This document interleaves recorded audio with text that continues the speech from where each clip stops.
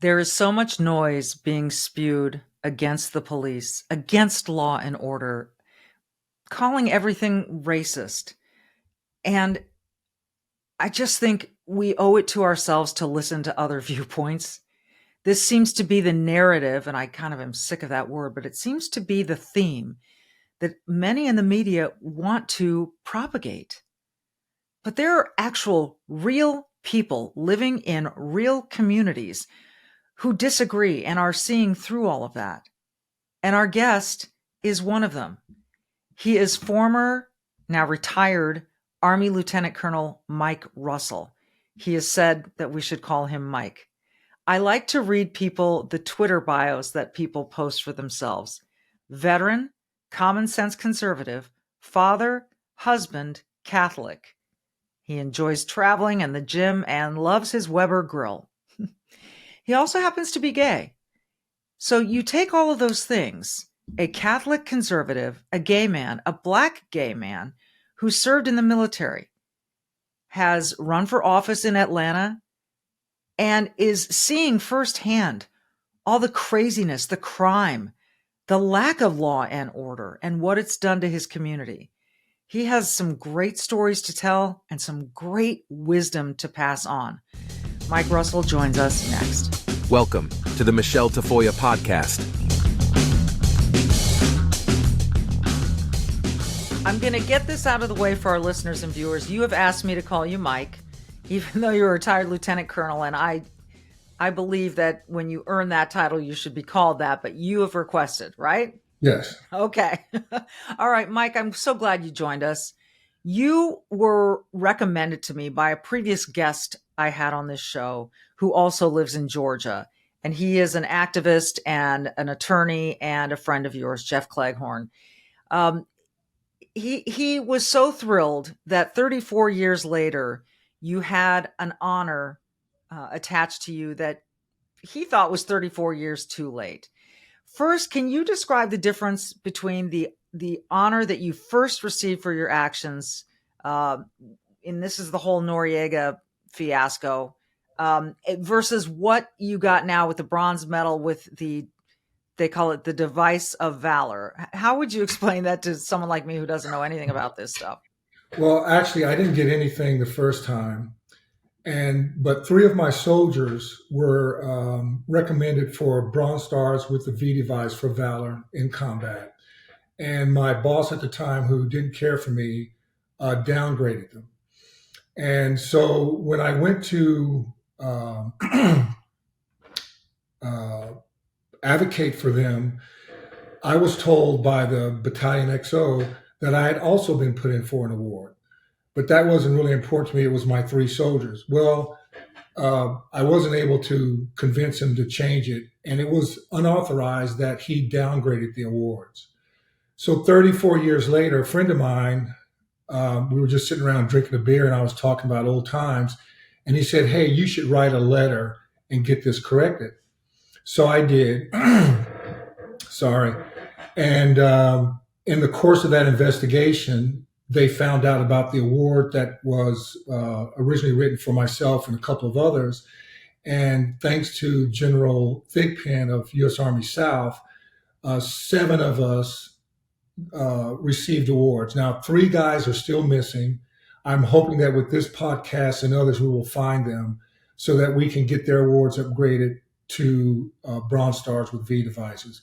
But 4 of us received them on the 9th of December in Texas at the invitation of General Thigpen, who I can't say enough good things about because he pushed this issue all the way up to the Secretary of the Army and got these awards approved. Well, people generally do that when they feel very passionate about the truth and about, things being done right and some wrongs being righted. I'm hesitant to ask this, but again, this shows my ignorance, my naivete about these things. You've just said that people are still missing. Are you talking about they are missing from that conflict in 1989?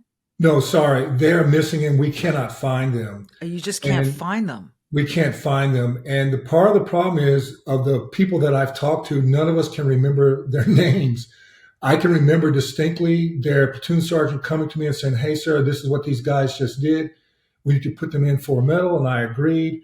And the awards officer wrote them up. And the first sergeant, who unfortunately now is deceased, and of all the people that I've talked to, no one can remember these three soldiers' names. And that's Oh, part of the reason we can't find them.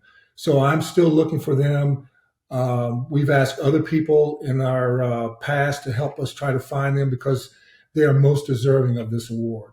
what would be helpful to our listeners and viewers to know about this to help in this effort to find these guys? If you know anyone who was at Fort Bragg, North Carolina during the invasion of Panama, we were in the 108th Military Police Company. We fought downtown in Panama City alongside the infantry as part of Task Force Bayonet. So if you know anybody who's associated with that, please reach out to them and ask them, do you know of three MPs who were um, recommended for Bronze Stars with V devices, but they ended up receiving Army Accommodation medals with a V device? And if they do find someone that fits that description, where do they go? How do they reach you? Please contact me. Probably the easiest way is on Twitter or X. My handle there is Mike at Mike Russell ATL. Mike Russell ATL. And we'll get into that in a second too, your association with Atlanta and what you're trying to do there. But these are really interesting, and I don't mean that in a good way, times for the military. We know that retention, recruitment is not going as well as it has in the past. And then we've had Secretary of Defense Lloyd Austin kind of hide away. You can understand why someone might not want to publicize the fact that he has prostate cancer, but even the president of the United States did not know he was hospitalized. You've had extensive military experience. What did you make of that whole incident? I kind of felt it was misreported or unbelievable. General Austin retired as a four-star, a full general. He was in the military for 40 years. And if anybody should have known better, he should have. That when you are in a command position and you're not available to perform your duties, you make sure that the succession of command is in place and that things are set up so that the mission carries on.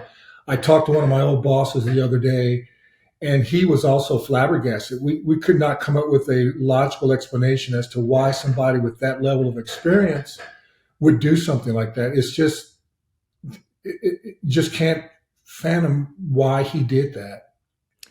And because it's unfathomable to those of us outside of the military as well, just this kind of basic, wait, people didn't know, and you're the Secretary of Defense? Wow. So what should happen? There are a lot of people out there, pundits, people who have a history in the government, who think this is such a bad precedent to set that there is no way he should continue on in this role, that he should be replaced. What do you think? I would resign if for no other reason that it caused embarrassment to the commander in chief, and it was a severe lapse in judgment. So I think the honorable thing to do would be to not force the president to fire you, but to simply offer his resignation. Interesting. Well, he's now out of the hospital, out of Walter Reed, and working from home. We'll see if he offers to do that, but it doesn't sound like the commander in chief is looking for that. And that's almost as baffling to me, that it's just going to be kind of, oh, it's okay. We're going to just let this lie. I mean, if you're the commander in chief, aren't you ticked off? True, and I would think that some advisor around him who's familiar with the military and the military ethic would advise him, "Hey, sir, this is doesn't look good to the rank and file. You know, there are lower ranking officers, NCOs, who have done less, who have been reprimanded or discharged from the service, Yeah. certainly relieved of duty. This sets a bad precedent for the military." It's going to be really something to watch. No question. E- Especially this is a time in our history where we've got what's going on in Ukraine with Russia, and we've got the Israeli war in Gaza, and we're intimately involved in those two things. So for this to be happening under grave circumstances, does that make it even worse, or is there just simply no excuse no matter whether we're at peacetime or not? I think it makes it more dangerous, but there's no excuse for this. I mean, in my 28 years, some of the best secretaries of defense, in my view, based on their support for those of us who were in the field, were Rumsfeld and Gates. I never heard a leader, we normally didn't talk politics, but you would hear people really praise them for their ability to stand up for the military. And I don't see that, unfortunately, with General Austin. It's this is troubling. It's and he is a massive part of the administration, and so it does not reflect well on an administration that, in my mind, is already struggling. I want to get to a couple of other things because I find you to be a really interesting representative, not only of the military, but you also have a vested interest in the city of Atlanta. So when people go to your Twitter page, they will see Mike Russell for Atlanta. So it's at Mike Russell, RUSSELLATL is the Twitter handle. And your description, which you've written yourself, is veteran, common sense conservative, father, husband, Catholic, enjoy traveling, gym 5 days a week. And I think it's something about your Weber grill. You love grilling? My husband let me buy a expensive Weber grill that I love. And I have a little icon on there that shows that I speak English and a bit of German. Okay, right. It's you're a fascinating guy. So you've just outed yourself too, and which you've never hidden from this. You are gay. It seems to me, it seems to a lot of people. First of all, if you're a Black conservative, you can be called a lot of names, and I've seen you called some of those names by idiots on Twitter. What is that like for you? How isolating is that? How angering is that? Or is it just to be expected? I think at this point it's just to be expected. As you know, I ran for public office. I lost. I ran for Atlanta City Council president. And, I catch it from all sides. I catch it because I'm Black, I'm gay, I'm a veteran, I'm a Catholic. And it doesn't really bother me because, as Rush Limbaugh used to say, when people can't compete in the arena of ideas, they start calling names. Yeah, exactly. And so what I find is when I set a position and make it known and people can't counter that with facts or logic, then they start calling me names. And then I know I've won the argument. So it doesn't really bother me. We've had to have police protection a short while ago, but that didn't bother me either. But why did you need police protection, Mike? Well, you may have heard that the city of Atlanta is building a public safety training center for police, fire, medical. And there's some radicals who are against that. So a few months ago, I went down to City Hall and spoke on behalf of the police and other first responders in our city. And the radicals were not happy with that. And they started coming after me on social media and other places. So out of an abundance of caution, the police chief put some security on my house for a while, and then it just kind of fizzled out. But that wasn't the first time. It probably won't be the last. God bless the police, and thank God for the police and people who want to defund and just abolish the police. I don't think they really know what they're saying. I don't know how you could expect to live in a civilized society without lawmakers and law enforcement. You have people who make laws and people who enforce it.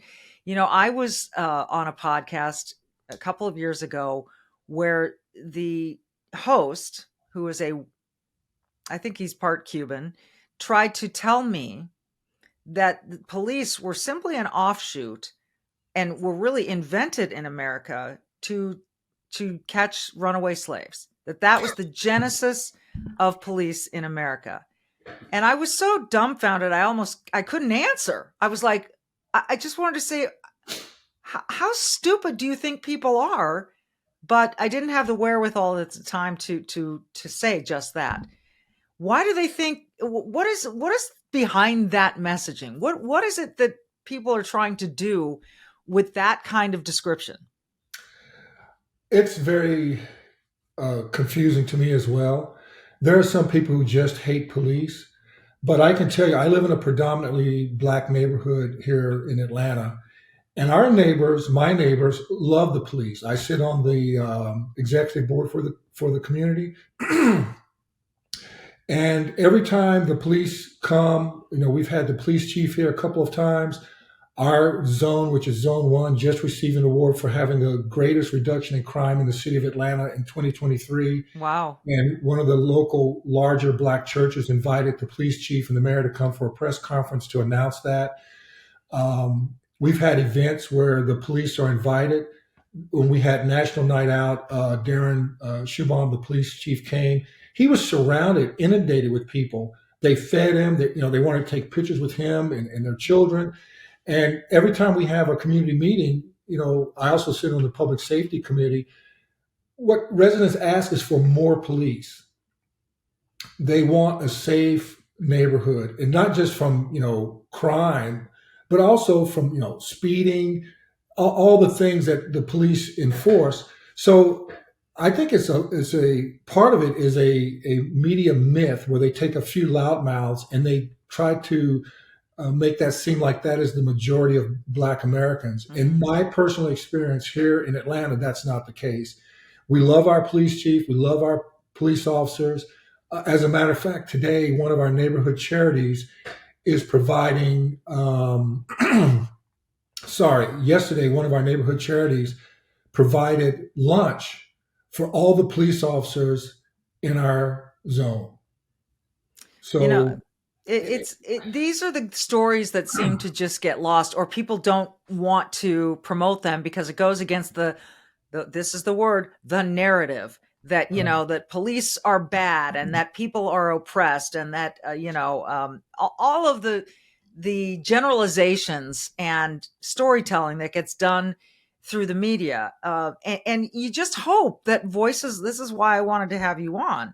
I think your voice is common sense and it's real and it's authentic and it's representing far more people than the other side is representing.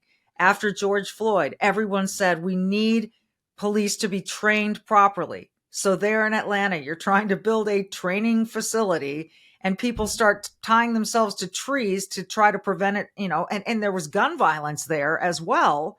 Didn't somebody die? One of the eco-protesters who fired on the police who were clearing the camp, they'd been there for over a year. He fired on one of the police officers, seriously wounded a Georgia State trooper. And of course, the police returned fire and he was killed. They've proven that the gun was his. He purchased the gun. He fired on police. And it's amazing. There was just a story the other day where they left that part of the story out. They just talked about him being killed, but they didn't mention the fact that he first opened fire on police officers. And they returned fire.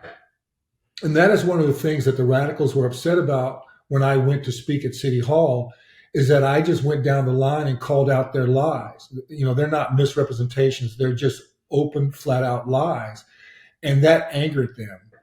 And one of the things I said was, if you can't even call it by its proper name, they call it Cop City, then how are we to trust anything else you say?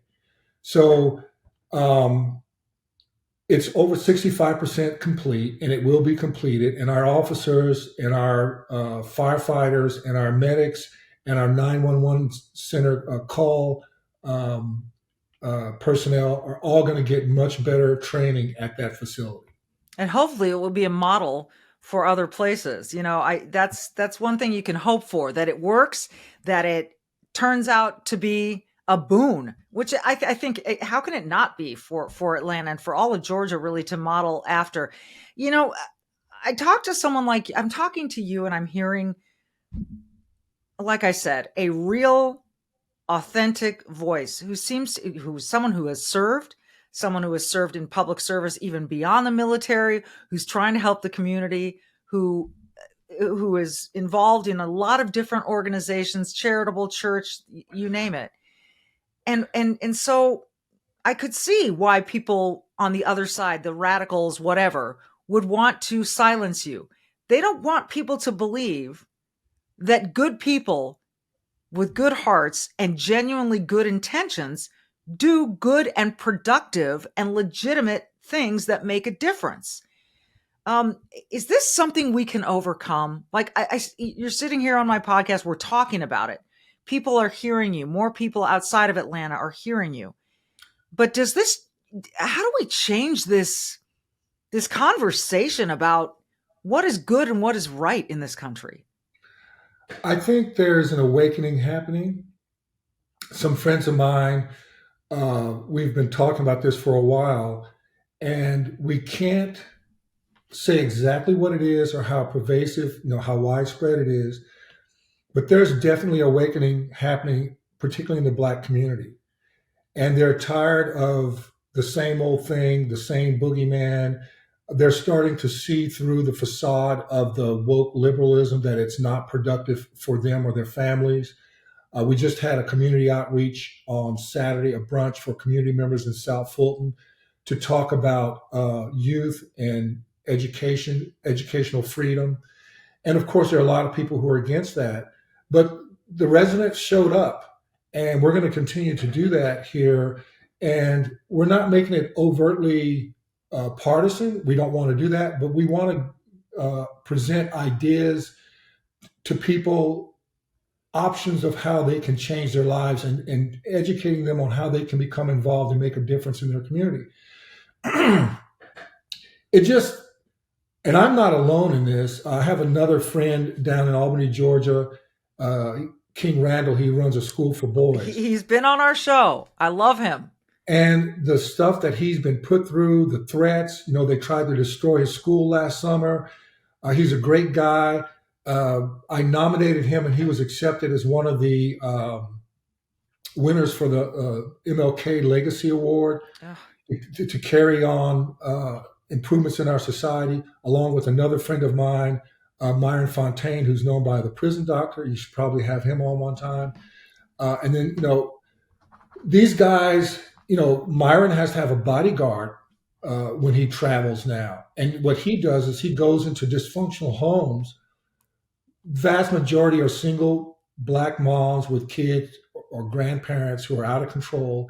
And he goes in and he changes the family dynamic, and he gets these kids back on the right path before they go to jail. And you would think this is such a noble cause that everybody would be for it. No, because, as Booker T. Washington said, paraphrasing him, there are people who don't want the troubles to go away because they're grifters and they make their living, they get their status from there being racial tension in this country. And that's why a lot of them come after me, because I'm playing with their piggy bank, right? If I say Black, white, Hispanic, Asian, we're all getting along, and I don't see this in our daily lives, they get, outraged. They're upset, right? And then that's when the name calling starts, because this is how they make their living. This is their status in the community. Yeah. And if you say that, we're in Atlanta, the cradle of the nonviolent civil rights movement, as I like to call it, and we've got issues that transcend race and religion and whatever, they do not like that. And the reason is because it takes something away from them. Part of it is status, part of it is income. Yeah. I love what Booker T said. I'm a huge Booker T. When people talk about who would you have at a dinner table if you could just have 2 or 3 people, dead or alive, he's like number one on my list, because the courage and the difference that he made, and he wasn't afraid to call that out, and he did say it. This grievance industry is kept alive by people. And you look at Al Sharpton, the man makes a fortune and keeps telling people how aggrieved they are, and that they've got to keep DEI and CRT alive and all those, because it foments this, it keeps this thing going, and that's his job. That's the only way he makes money, right? Yeah. The guy is, I'm not trying to be mean, but he's barely literate. If you've ever watched him on television reading a cue card, it's embarrassing, right? Yeah. But he's riding around in private jets because he and others are making buck off of the race industry. Yeah. And he keeps this going for his own, to his own advantage. And it's a shame, but I think a lot of people are waking up to that. About 2 years ago, Myron and I were going around the city, talking. I was running for office and he was promoting his program. And we were sort of like a tag team. And this mother contacted us who was going to sponsor an event to stop the violence in Atlanta. This was just after we had the murder in Piedmont Park and things were, spiraling out of control. And the vitriol that she received from trying to stop the violence and the pushback that she got. And one of the things she told me was that Al Sharpton had found out about her program. So they invited her up. She met with him and they wanted to take over the program. And it was all about money. They saw it as a money-making thing. And I didn't initiate this conversation. She told me, she said, I would never have anything to do with Al Sharpton and his program because she was a believer before until she met them in person. And she's like, no way. They wanted to completely take over my organization. And she could see it was only so he could, raise his image and make money off of it. Yeah. It's amazing. Two questions. Will you run for office again? If I had $1 for every time somebody asked me that, I'm sure. But you'd have enough money to run a campaign. Right. I'm not sure. At this point, no, I'm not seeking to run for office again. I won't say never, but right now I'm not looking to do that. I'm really heavily involved in my community. Right now, I'm trying to put together another series of concerts. I did 3 last year. I'm looking for donors to put together a series of concerts where I'm bringing in a quartet that plays classical music and they blend that with popular music to expose our kids to something positive and different other than this gangster rap type music. And I got this idea because my music teacher, when I was in like the 8th grade, did something similar for me and others. And I thought this is a great way to open these kids' eyes, not just to the music, but to show them that they belong to a wider world that is positive and that they have other options other than trying to be a rapper or a basketball player or a criminal. And so I did that last year with 3 themed concerts, and I'm trying desperately to raise funds to do it again this summer. That all of this is noble, whether you run for office or not. You are a difference maker. The other thing I did want to ask you about is, it's so we're living life in the immediate moment, and it's easy to forget about better times behind us, better times ahead of us. Was there ever a time in your lifetime that you recall where things were different, where it wasn't as divided, where people did get along, where Al Sharpton wasn't as his wasn't as sought after or omnipresent? You may have seen in my bio, I grew up in a segregated neighborhood in Oklahoma, Lawton, Oklahoma. Everybody I knew in my family was on one street. My great-grandmother lived at the top of the hill next to the elementary school where I went, where my mother went. My aunt and my first cousins and our family, we all lived on one street, basically. And when I wrote my bio for my campaign, I called my middle brother and I said, hey, can you look this over? Because I may be misremembering this, that it was so wonderful as a child. And he said, no. He said, you know what? He said, I remember it as being like the black version of Leave It to Beaver. The houses were smaller. We didn't have the money but I could walk from my school to a couple of houses down to my great-grandmother's house. I could walk all the way down that street at night, never felt threatened. You didn't have to lock your front door. My dad could leave his keys in the car. It was not an issue. You go to that same neighborhood now, it looks like a war zone. When we moved from that neighborhood, we moved right down the street about 1.5 miles to a brand new subdivision that was mixed race. Never had racial tensions, not one time. We lived as military brats all over the place. I never remember having any kind of racial strife, and I was in mixed race environments in the military. As the years passed, some things crept up. There's always that oddball idiot out there, but nothing like what we're living through now. And not to politicize this, but I think a lot of it has to do with President Obama. I think he had an opportunity to bring this nation even further forward.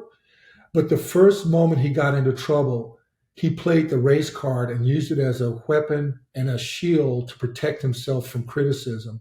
And I think that has just pushed us back at least a decade. But hopefully that is changing now, and we will see things start to come together.